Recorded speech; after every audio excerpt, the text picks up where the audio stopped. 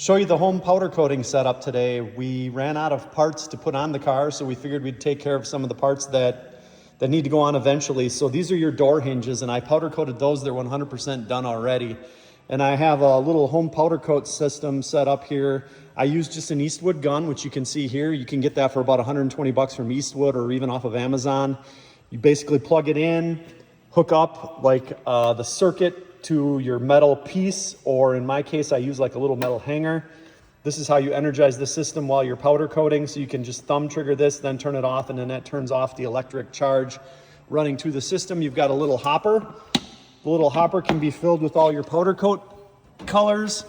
I just keep all my powder coat colors in a little drawer down here. I have mostly blacks and primers and clears and things like that.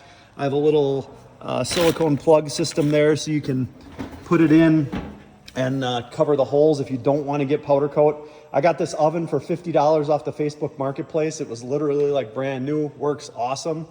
Then when I'm going to powder coat the parts, I bought this little basically like coat hanger setup off of Amazon with a bunch of metal hangers.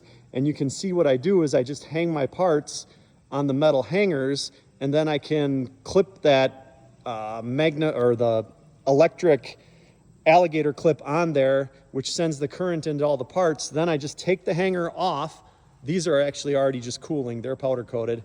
I take that hanger off, carry it over to the oven. I've actually got a plate that I powder coated down here for the bottom side of my pedals.